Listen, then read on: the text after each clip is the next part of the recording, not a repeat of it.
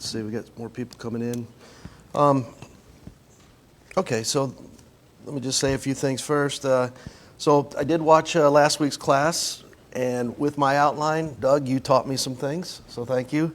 So thank you, Doug, for your knowledge and willingness to teach.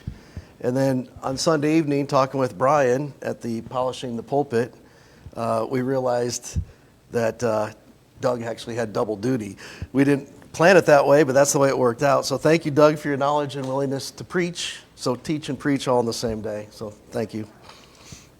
So I just wanted to let you know, last week, again, I wasn't here among some other members. We were at Polishing the Pulpit, or PTP, in Sevierville, Tennessee. It's my family's first time, and it was excellent. I will plan to attend again, and I would encourage all of you to consider it and attend if possible. I think it'll be very rewarding and uplifting for you. They have one, just to let you know, in July, they have one in Branson, Missouri, and then in August, Sevierville, Tennessee. So I would, if I had to describe it, I would describe it as a spiritual smorgasbord. You were able to pick the classes and the activities, and if you didn't get full, that was your fault, and you would get full to the point of exhaustion. I mean, there was that much to offer. So just, they have a website. Just look it up, Polishing the Pulpit, and you can take a look. I looked at it yesterday. They have a countdown for next year already. So you can go ahead and prepay today if you'd like, but they have a countdown for next year. So it's an exciting event. Okay, so let's go to God in prayer, and then we'll start the class. Dear Lord in heaven, thank you for this beautiful Lord's Day. Thank you for this time that we can open up a portion of your word and learn more about you, your ways, your likes, your dislikes, and what you want us to do. Dear Lord, thank you for those that have returned safely from polishing the pulpit. Thank you for the encouragement we received there. Dear Lord, thank you for the many blessings you give us and all that you provide us with. And most of all, thank you for Jesus and your holy word, so we can read about yourself as well as Jesus. In Jesus' name we pray, amen. Okay. All right, so just a recap very quickly. What Doug talked about last week, the first day of the month, where they blew the horn. I can't read it because of the text, but they blew the horn at the time of the new moon. The sabbatical year, where 6 years they would grow the crops, and the seventh year it would rest, and then every 50 years, the Jubilee year. And so part of that was what happened during the seventh year when they didn't grow the crops. And what was said was God provided for their needs, for the Jews. You know, the needs being the water, the food, the livestock, the clean foods. So let's just read a verse. We're going to talk about this briefly to start. Exodus 17, verse 6.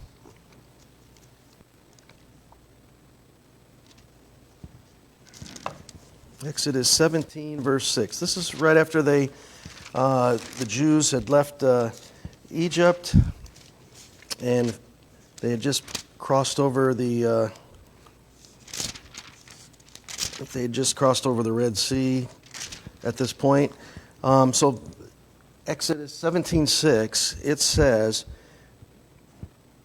"Behold, I will stand before you there on the rock at Horeb, and you shall strike the rock, and water will come out of it, that the people may drink. And Moses did so in the sight of the elders of Israel."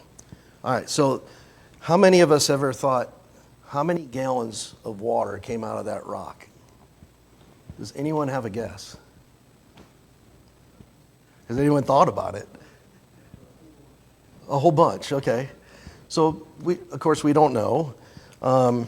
But the first thing that we could do is we could look at Exodus 12:37.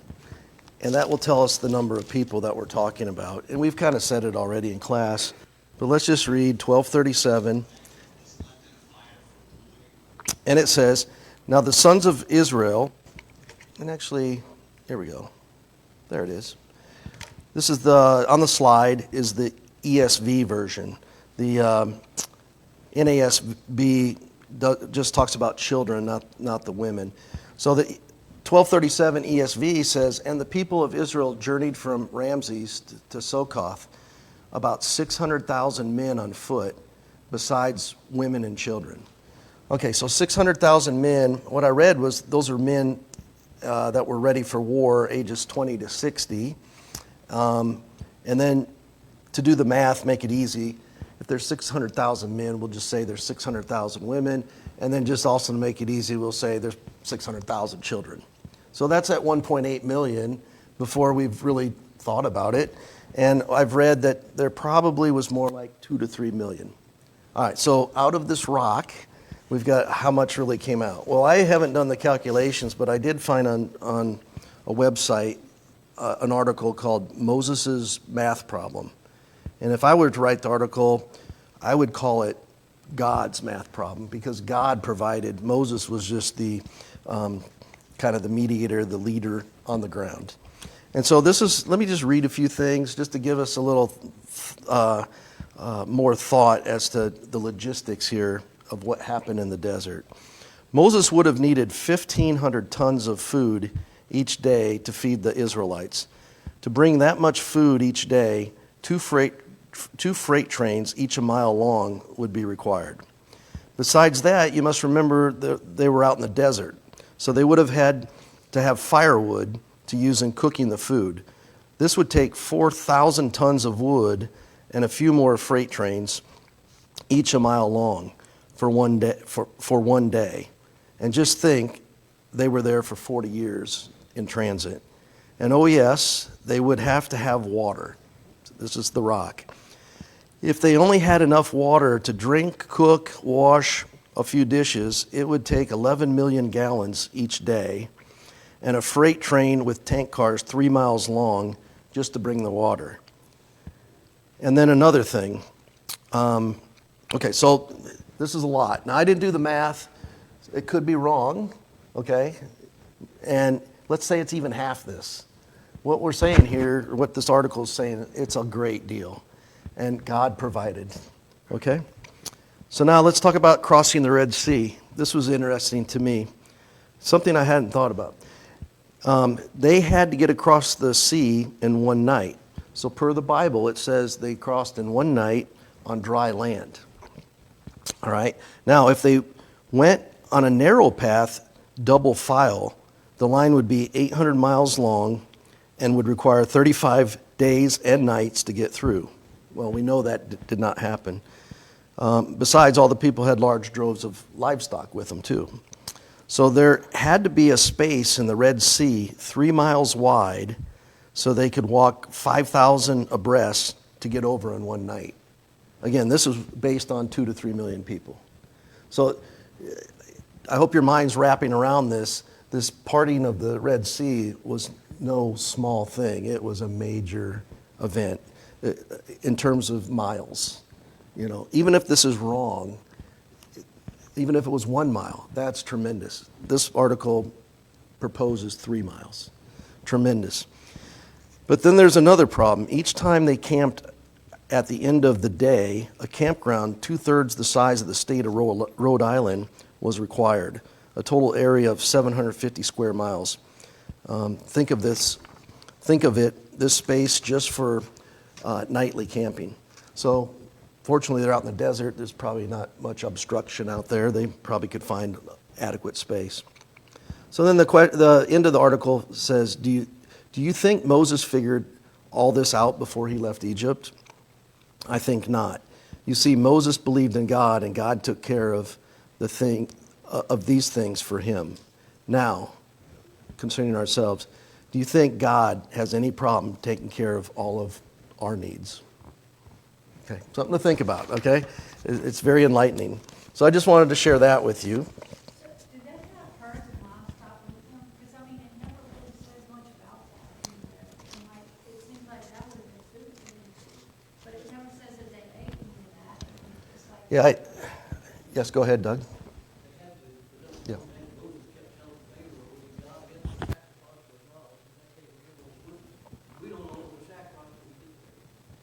Yeah.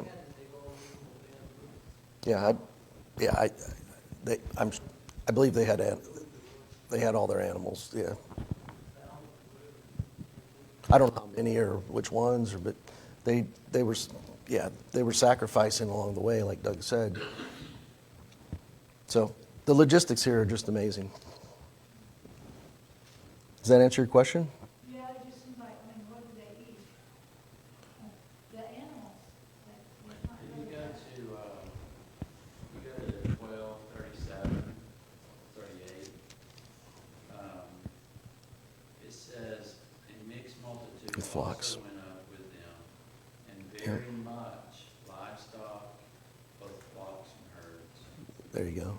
Thank you. The next verse. Perfect. All right, so let's go on. So today I considered, so 2 weeks ago we talked about Melchizedek. And today I considered talking about a man's theory about who Melchizedek actually was that Abraham met in the desert. But it's rubbish. And so it's not worth talking about. There were too many assumptions, too many pitfalls, and I don't want to spend time, valuable class time, talking about a man's theory that isn't true. So we're going to skip that. But I will tell you, I did run that theory down, and I will tell you just briefly what I learned. And it's this slide here. So Methuselah, what's his name? Methuselah, we know, is the longest living on Earth, 969 years. But I guess I didn't realize there were, I think, 6 other men that lived 900 or more years before the flood. So that was something that was enlightening to me. And so I just wanted to share that with you. And you can see the names, hopefully, at the bottom there of who they were, how many years they lived. And the bar chart kind of shows you also. But they lived a long time before the flood, which I think that's well known. And then this is the same chart, but then at the bottom there, bottom right, it shows after the flood. And you can see that Noah did live beyond 900 years, 950 years. He was there before and after the flood. But everybody, pretty much after the flood, lived a lot less time. And I was aware of that too. But it's dramatic, going from 900 plus years down to 175 years. Interesting on your chart there, that Noah, that Abraham knew Noah, or could have. Because their timelines, I believe, if I'm Let's go back. sideline is right. Let's go back here. Here's Noah's here, and Abraham, he lived to 930, and Noah, it looks like he was born in 1056. Is that, if I'm reading that correctly? No, I'm sorry. Okay. Go to your next one. Okay.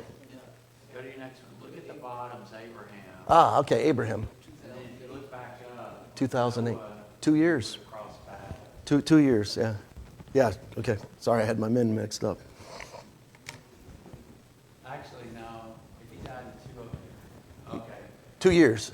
They Uh, wouldn't have Or crossed. they missed it by Oh, 2 wait, years. They wouldn't have, yeah, 2 years. That's right. Them counting down. 2 years, yeah. But like Shem would have lived. Let's see. So there is a theory. Shem would actually live longer than Abraham. Yeah, and based on these charts here, this man's theory was that it could have been Shem that was posing as Melchizedek, you know, in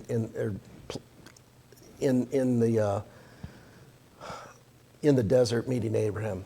But there's too many pitfalls. We're not going to go through that.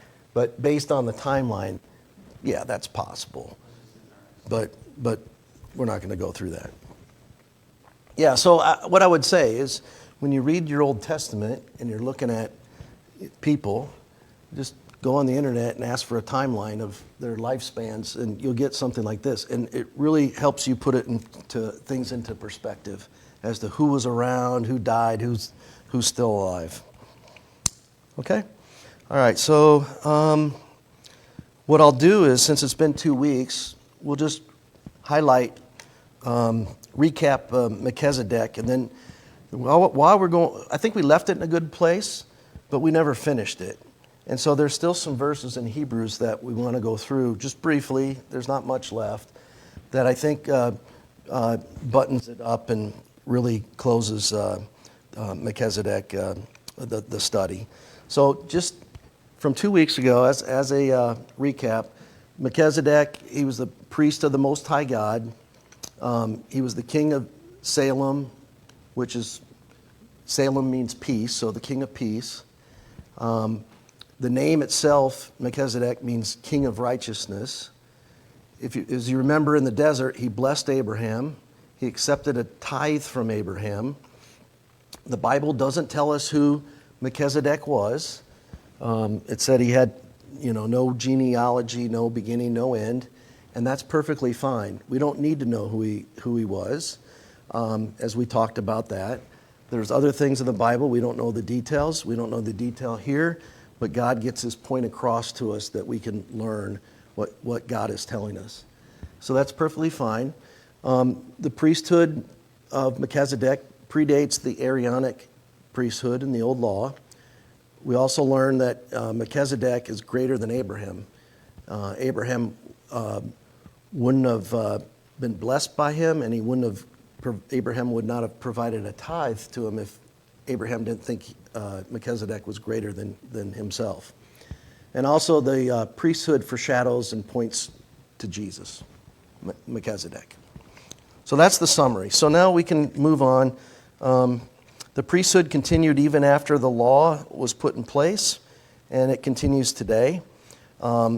It's independent of the Aaronic law, and also it's a superior priesthood, one that by its very name foretells its purpose, to bring in righteousness. All right, so 2 weeks ago we finished. We're going to turn to Hebrews.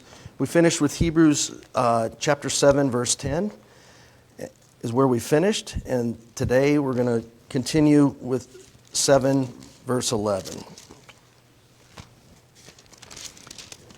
We just have this passage here. We'll go into detail of this passage, and then that'll close Melchizedek for this study. So we're going to look at Hebrews chapter 7, verses 11 through 17. And I'll just tell you a few points before we read it. The Hebrews author makes the point that Christ's work in the Melchizedek priesthood is greater than the work of the Levitical priesthood. So Jewish believers in his day would understand there was no longer value in observing the Levitical priesthood now that our true high priest has arrived to assume the Melchizedek title. That's Jesus. The purpose of that lesser priesthood has been served once Christ appeared. The Melchizedek superiority of the Melchizedek priesthood and the Messiah was designated to a different order. So let's read the Bible now with that in mind. And let's take a look at what it says. So 7:11. Now, if perfection was through the Levitical priesthood, for on the basis of it the people received the law, what further need was there for another priest to arise according to the order of Melchizedek and not be designated according to the order of Aaron? So he's saying if the Levitical priesthood was perfect, we would have still had that today. But it was imperfect, it was abused, and the order of Melchizedek is the perfect priesthood. All right, verse 12. For when the priesthood is changed, of necessity there takes place a change of law also. So Melchizedek priesthood went to Christ, And so the law has to change. So as you know, we went from the Jews and the old law, and Jesus established the new covenant, the new law. So that's what it's saying here. For when the priesthood is changed, of necessity there takes place a change in the law also. All true statements. We know exactly what we're talking about there. Verse 13 and 14. For the one concerning whom these things are spoken belongs to another tribe, from which no one has officiated at the altar. For it is evident that our Lord was descended from Judah, a tribe with reference to which Moses spoke nothing concerning the priests.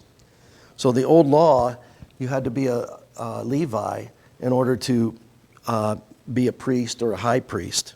But Jesus came from Judah. And it says here that Judah had no business officiating at the altar or being a priest or high priest. Okay? So the writer says that Jesus he's the one here in verse 13. For the one, or Jesus, belonged to the wrong tribe, one that can never officiate at the altar under the old law. So under the old law, if the Messiah can't be a priest, then he also can't be our intercessor. Okay, so that's if the Messiah had to come out of the tribe of Levi. And so this is another reason why the necessity for another priesthood is, again, the Levitical priesthood was not perfect, but the order of Melchizedek is perfect. Okay, verse 15. And this is clearer still, if another priest arises according to the likeness of Melchizedek, who has become such not on the basis of law, of physical requirement, but according to the power of an indestructible life. So, as we remember, the Aaronic priests, they were born into it. It was based on physical genealogy. They were in the tribe of Levi. They were born into that tribe. The high priest would have a son. If the high priest would pass away, and if the first son was still alive, that first son would automatically become the high priest. So, almost like kings and queens of today, they're born into it. So that's the physical genealogy. But Melchizedek, and we always hear about the order of Melchizedek. I can't explain the order. I can't give you a timeline and say these are the priests of Melchizedek, but I can say the Bible shows us that you had Melchizedek in the desert, and then we have Jesus who is the high priest through the order of Melchizedek. We know those, the bookends. We don't know in between. All right? So, as far as the order, though, it gives us some very good information in 16. Verse 16, let me read it again. Who has become such not on the basis of a law of physical requirement, the old law, but according to the power of an indestructible life. Okay, so let me show you this slide.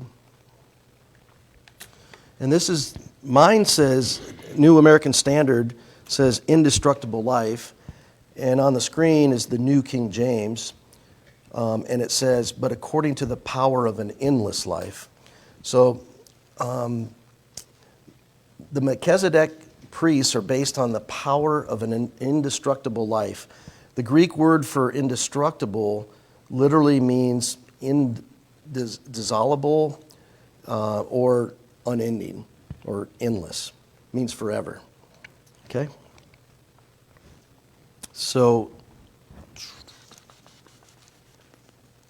any questions about this passage? Any discussion?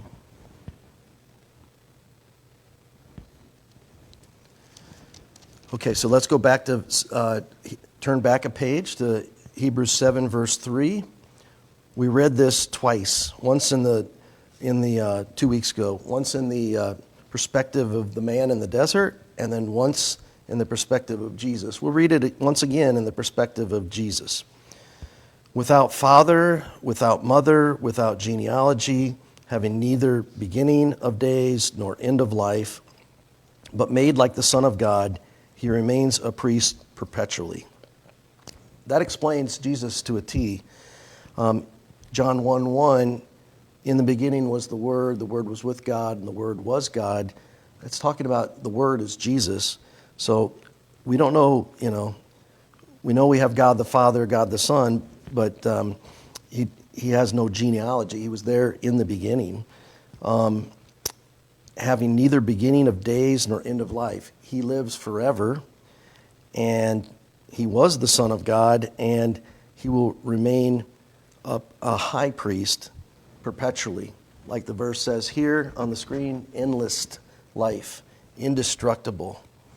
And so it's based on his life of how he obtains this Melchizedek, or order of Melchizedek.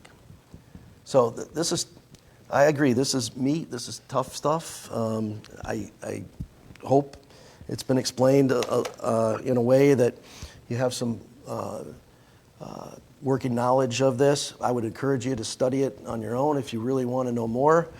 It can get confusing very quickly, but I think God gets the point across, that Jesus, all of this pointed to Jesus. Jesus fulfilled it, and he is our high priest through the order of Melchizedek.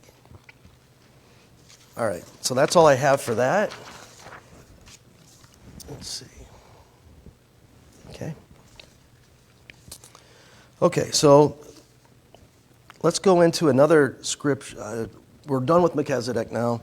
I'm going to do at least one miscellaneous item. We have to, dealing with the Old Testament and Old Law, we have to talk about the verse everyone knows, eye for an eye, tooth for a tooth. We need to cover that. Everybody's heard it. They probably have said it. They've read it. So that's found in Leviticus 24.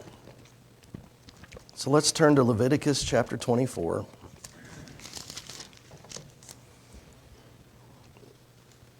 Verses 17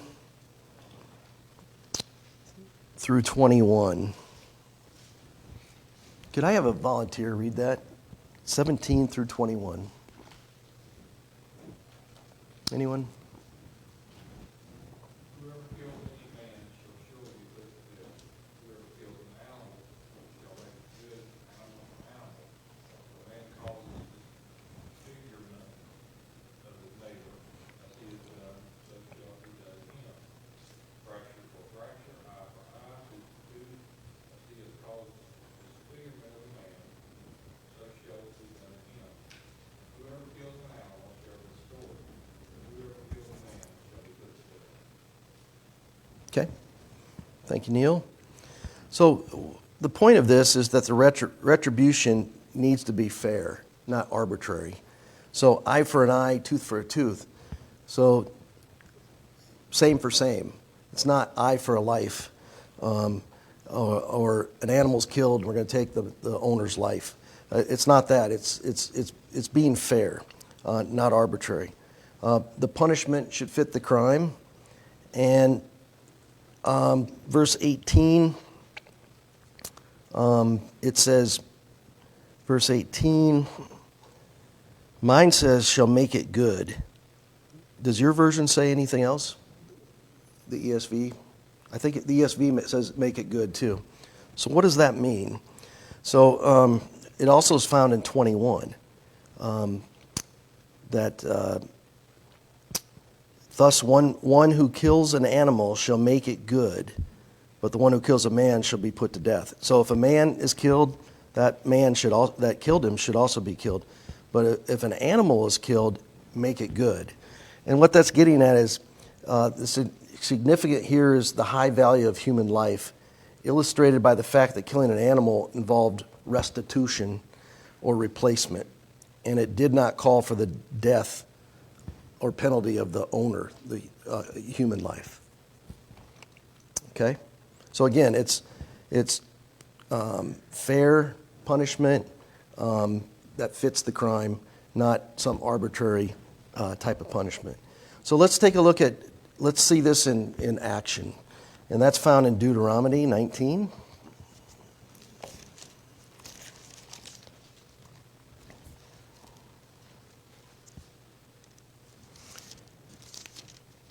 Deuteronomy 19:16 through 21. It says in 16, if a malicious witness rises up against a man to accuse him of wrongdoing, then both the men who have the dispute shall stand before the Lord, before the priests and the judges who will be in office in those days. The judges shall investigate thoroughly, and if the witness is a false witness, and he has accused his brother falsely, then you shall do to him just as he has intended to do to his brother. Thus you shall purge the evil from among you.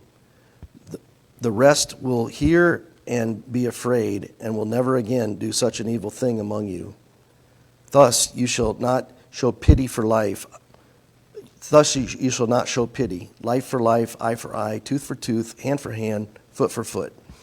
So if you're a false accuser and you're saying that he killed somebody and this man should be killed, and they find out that you're lying and you're making a false accusation, then it turns on that false witness and he will get the punishment of death. So you can see how severe this is.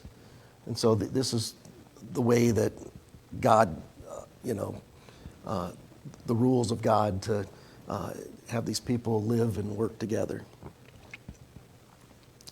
Okay. Any questions on that?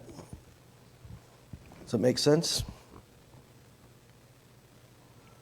Okay. Let's see how much time. What time's class get over? 10 after? 15. Okay. Okay, so I think I'll do this part here. This is a section that I thought I'd have time each class to do, but we ran out of time every single class. So I'll take the next 15 minutes and start it here and go as far as we can.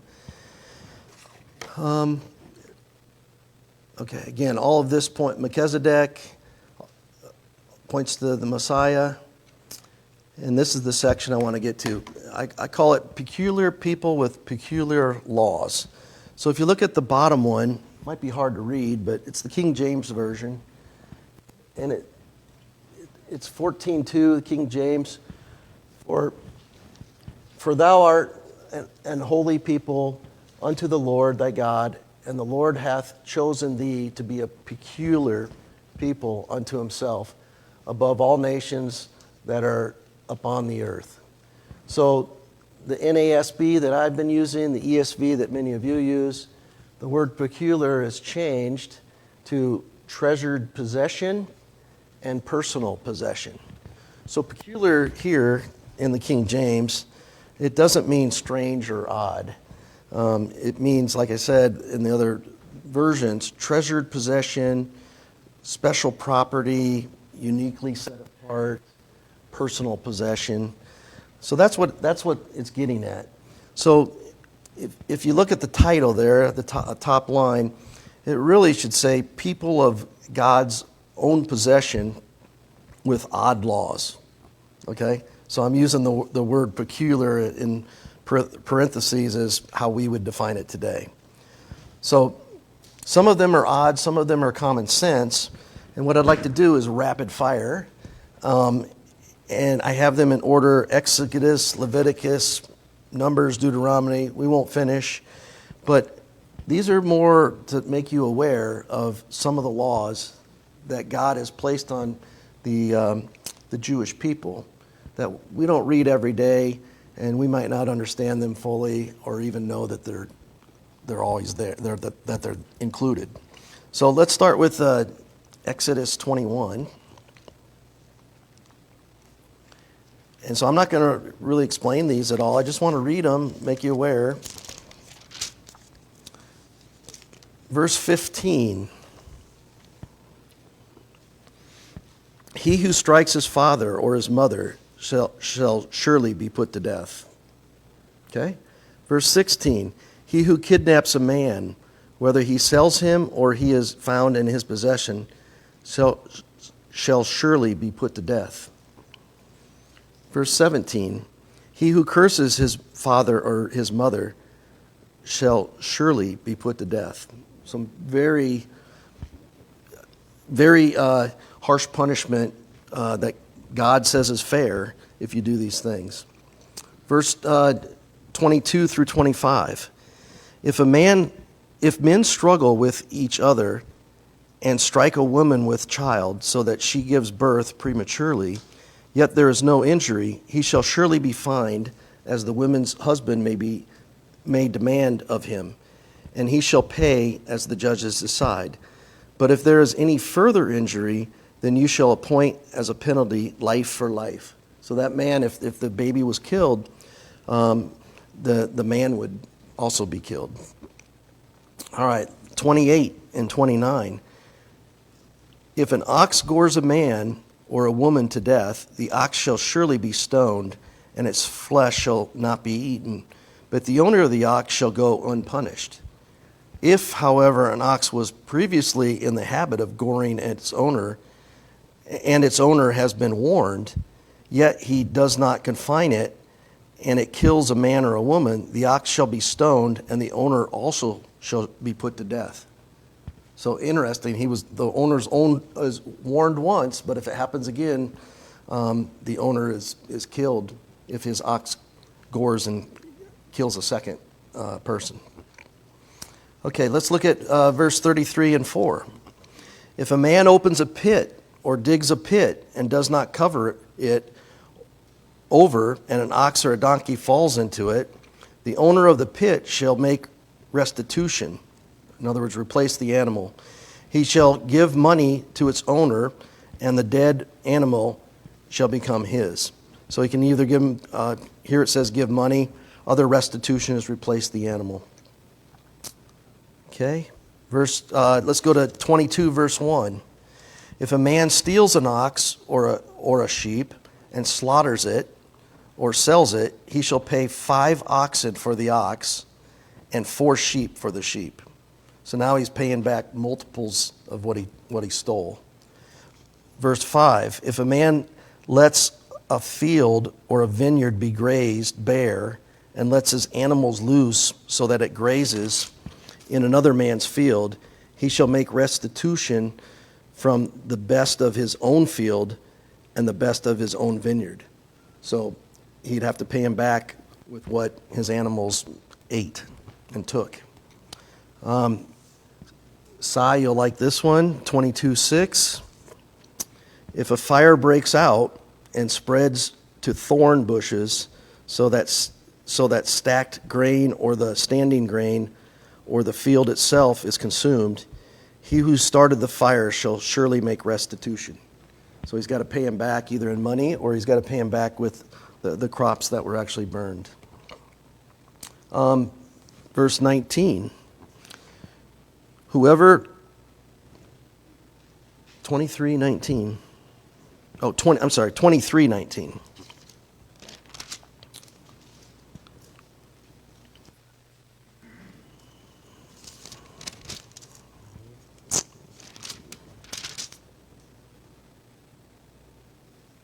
Yeah, it doesn't make sense. Okay. Just a second here. Exodus.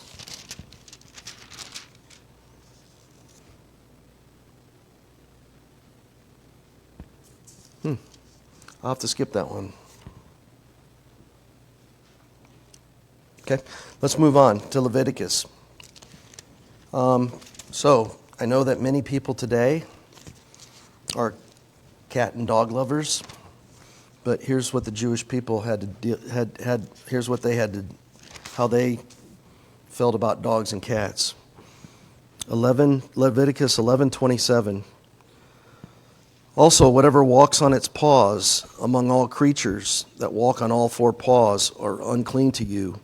Whoever touches their carcasses becomes unclean until evening. So it tells me they didn't have a dog. Dogs were not man's best friend yet. Okay. Leviticus 13, verses 40, 41.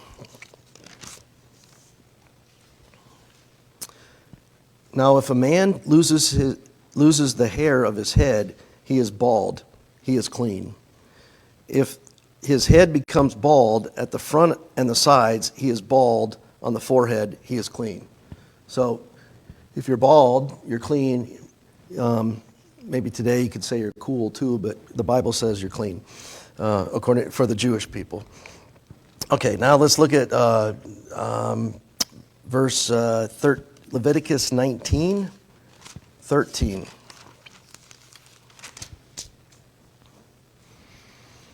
So sometimes this is how the Jewish people were paid. You shall not oppress your neighbor nor rob him. The wages of a hired man are not to remain with you all night until morning. So as soon as you finished the work for the day, you were paid that day. Let's go to 19:19. You are to keep my statutes. You shall not. 19:19. Yeah, you shall not breed together two kinds of your cattle. You shall not sow your field with two kinds of seed, nor wear a garment upon you of two kinds of material mixed together. So when we buy T-shirts, a lot of times they're 50-50. They weren't 50-50 for the Jewish people. Why? I don't. All I can say is if like for segregation, and also if you start mixing things together, perhaps, then he wanted the Jewish people to be like the Jewish people. They weren't supposed to have foreigners as husbands and wives. He wanted them to be segregated. I think it's to deal with, if I had to guess, to deal with segregation and cleanliness, not the mixing of the two together, making them impure, I guess. Like that would be my guess. I don't know if anybody else has thoughts on that. I haven't studied it, so. How about verse Leviticus 19:23 through 25? When you enter the land and plant all kinds of trees for food, then you shall count their fruit as forbidden. 3 years it shall be forbidden to you. It shall not be eaten. For in the 4th year all of its fruit shall be holy, an offering of praise to the Lord. In the 5th year you are to eat of its fruit, that its yield may increase for you. I am the Lord your God. So that's an interesting commandment there. I think I have a couple minutes. Verse 27 and 8. This talks about personal hygiene. You shall not round off the side growth of your heads, nor harm the edges of your beard. You shall not make any cuts in your body for the dead, nor make any tattoo marks on yourselves. I am the Lord. Verse 33 and 4. When a stranger resides with you in your land, you shall do no wrong. You shall not do him wrong. The stranger who resides with you shall be to you as the native among you, and you shall love him as yourself, for you were aliens in the land of Egypt. I am the Lord your God.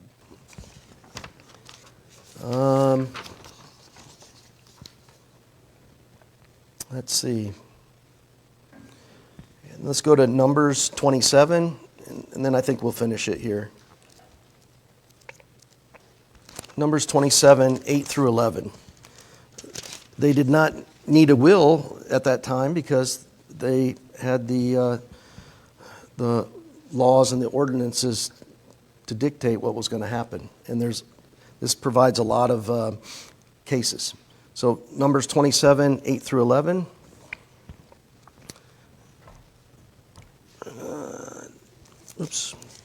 Sorry. Further, you shall speak to the sons of Israel, saying, if a man dies and has no son, then you shall transfer his inheritance to his daughter. If he has no daughter, then you shall give his inheritance to his brothers. If he has no brothers, then you shall give his inheritance to his father's brothers. If his father has no brothers, then you shall give his inheritance to his nearest relative in his own family, and he shall possess it, and it shall be a statutory ordinance to the sons of Israel, just as the Lord commanded Moses. So here about inheritance, it gives many cases such that the proper person received the inheritance they were entitled to. So I could go on and on. There's a lot of these, but I just, rapid fire, I just wanted to point those out. Again, peculiar people or people of God's own possession with at sometimes odd laws. But this is the way, this is what God commanded, and this is what the Jewish people had to follow. Okay. All right. Thank you.